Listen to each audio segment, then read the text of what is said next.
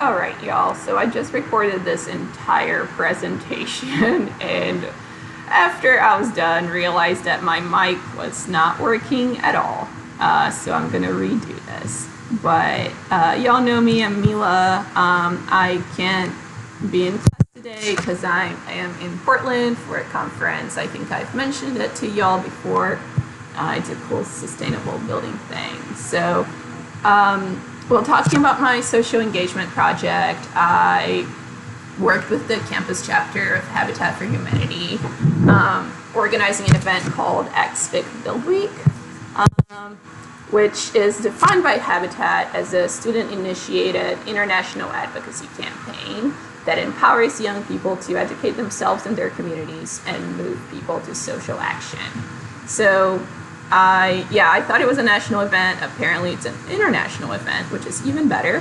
And it happened between April 8th and 14th. We did follow those dates. You don't have to do it that week, but it worked out for us, so we did that. And for us, it was like an opportunity to engage with the community and policy stakeholders, the local, state, and federal levels. Preparing for this week, as advocacy officer at the campus chapter of Habitat, which is like my officer position, I am the person responsible for organizing XFIC Build Week. And when I first came into that position, it wasn't very clear, like, what does it mean to be an advocate? So the first part of preparing this week was like researching more about advocacy, and some of the materials I referenced were the National Low Income Housing Coalition Advocates Guide that I bought and read most of it. It's really helpful, really useful, has a lot of data, has a lot of kind of like actionable things you can do to be a good advocate. And the National Habitat organization also shared a support folder that includes a file called Advocacy Practices for Campus Chapters, which like takes into consideration our kind of like size and resources as a small student organization to be able to do this event well. So from there, I also like talked to some industry professionals, including Habitat staff and other friends involved in other housing organizations. We brainstormed and just kind of like wrote down everything on a spreadsheet, including like the movies, videos, and documentaries, or kind of the organizations that we're considering inviting for our organization fair. So back to the application. And after that, we had to decide on kind of like the feasibility of each activity. We had planned a Playhouse Build on campus, which is an event for usually kind of teenagers or younger adults to build playhouses, and they go to kids of different habitat families.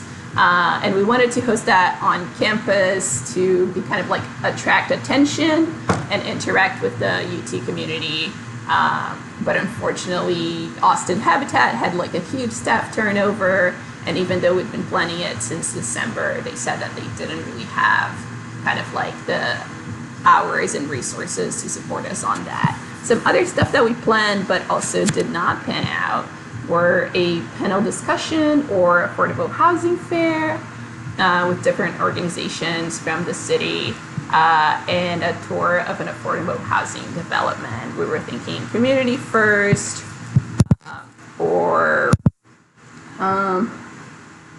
Foundations Community. There's kind of like a few different ones. That didn't work out either, but after that we just assigned who was doing what. We did have a few more officers that were helping me organize this and then figuring out like how to make it happen. The overview of our week was had included events Monday, Tuesday, Thursday, and Saturday, and was a mix of like educational, social, volunteering, and advocacy events with the goal of engaging our members and the UT community at large. We used a couple of encouragement strategies for people to show up, including gift card raffles. We had food at every event, which we don't always do. And for our members, they could get points in our active membership system.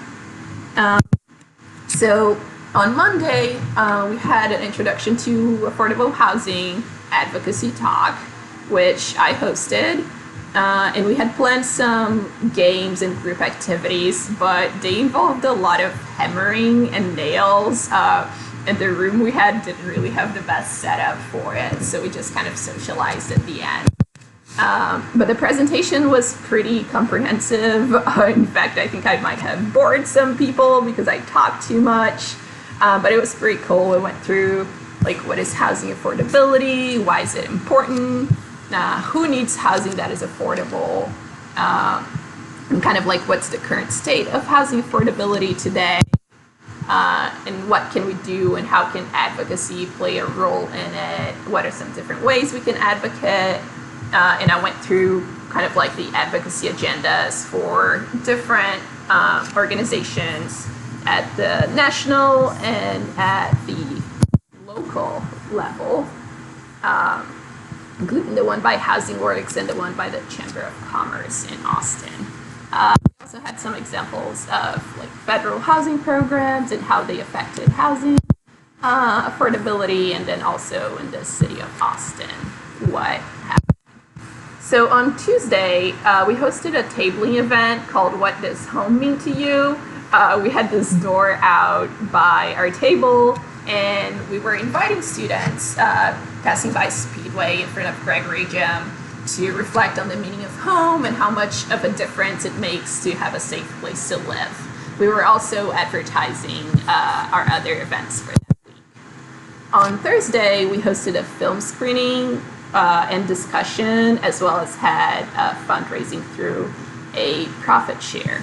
We watched some parts of the documentary called Sold Out, Affordable Housing at Risk, produced by PBS. And we only watched some parts because a lot of it focused on the Twin Cities in Minnesota. But we did have a discussion afterwards, including like before today, what did you know about the history of affordable housing? Redlining came up at some point, so we talked about like, had you ever heard about redlining, and how did you get involved with Habitat for Humanity or affordable housing in general? What made you decide to engage in that cause? On Saturday, we had our biggest event, which was a volunteering event that we called Just a Build Day, that we went out and built with Habitat staff and other volunteers. The campus chapter has been working on the same project throughout the semester, which is great because we can see it from start to finish, how the houses are developed. And these are actually the first net zero homes that Austin Habitat is building. They're building them in partnership with the Guadalupe Neighborhood Development Corporation, which fights gentrification by securing undeveloped land in Austin and ensuring that families that have historically lived in that area have a chance to stay there. So it's a great step for Habitat towards sustainability and energy efficiency. These are just some pictures of our build day. This is kind of like the entire crew. People from UT are kind of like on the left-hand side, and these were volunteers from Habitat Young Professionals.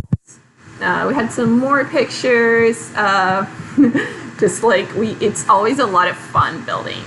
So it's kind of like you get to have a good time with your friends, as well as, you know, do some good and build for some people.